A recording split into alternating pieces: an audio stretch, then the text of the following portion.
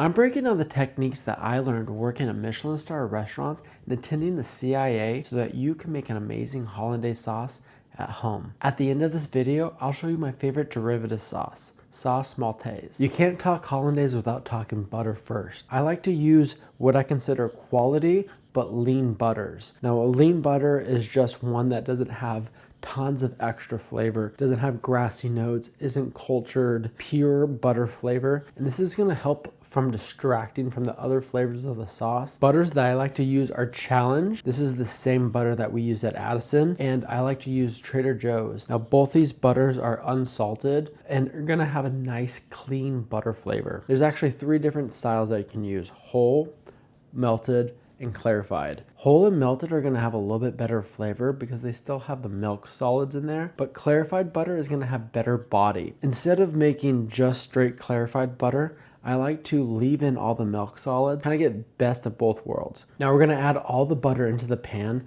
I always like to have a little bit extra because you're gonna probably use it later down the road for another sauce. We're gonna melt this all down. I like to continue stirring while I'm cooking this. That way we're not starting to brown those milk solids, but I like to keep it on a nice low heat. And once I think that's getting close, I'll actually just turn it off and let it sit there, and the water will continue to cook out. That way you have all the milk solids in there. This is kind of like a light ghee flavored. So we're not browning the butter solids, but they're still in there. There's still that flavors in there. For the reduction, the first thing that we want to do is cut our shallots. A lot of recipes will brunoise their shallot, but one thing that I found is that just slicing it nice and thin, nice and even, you're gonna extract the same amount of flavor. It's gonna save a little bit of time. To make the reduction, we wanna have 40 milliliters of white wine vinegar, 40 millimeters of white wine, 4 sprigs of thyme, and 20 grams of shallots. So we want to bring this up to a simmer and slowly reduce this to about 2/3. There's 80 milliliters of liquid.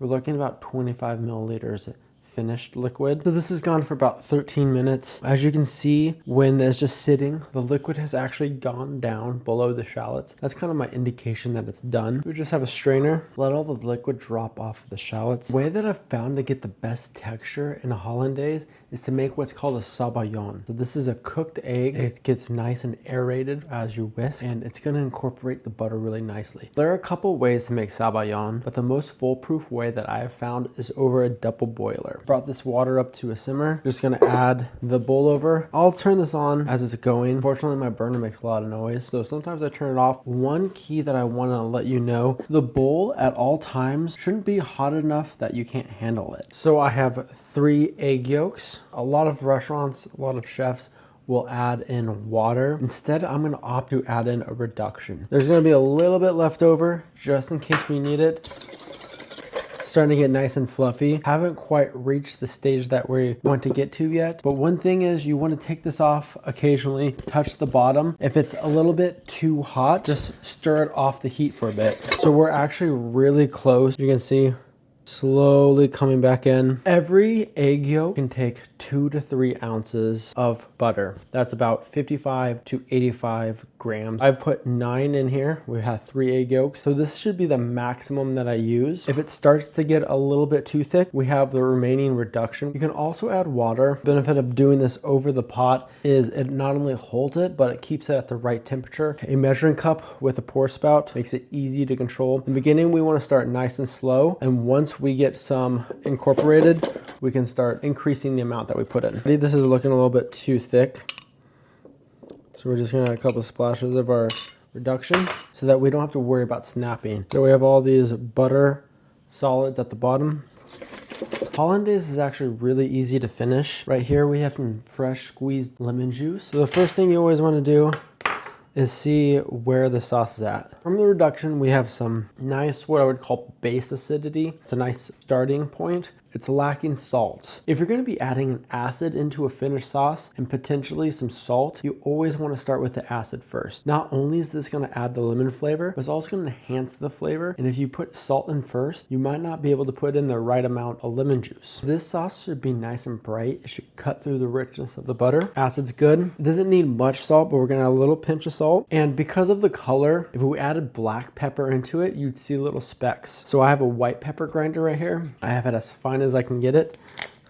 So we have a nice richness. We have really nice acidity, cutting through that richness, balancing it out. This sauce is fabulous on, the obvious like eggs Benedict, nice lean fish, also great with vegetables. You want to hold it around 135 degrees Fahrenheit, so just warm, but holding it in a container like this is really hard. But what I found is really good is to put them into these deli containers. You can put them in here, you can have the burner off, and it will store this probably an hour. It'll be fine. And then you can put it into a pot like this when you're ready to go. You can also use an insulated thermos. Make sure you run hot water into it first to take off all the coolness, and then you can put the sauce in. So right here we have 50 milliliters of fresh blood orange juice. You're gonna wanna strain this, get out all the seeds, any of the segment pieces. So we're just gonna reduce this blood orange juice by half. And I also like to save a little bit of the orange zest. To make sauce maltaise, which is a derivative of Hollandaise, we have our base right here. This is before we added the lemon juice in. First thing I like to do though is add in the blood orange juice to give us a nice pink color.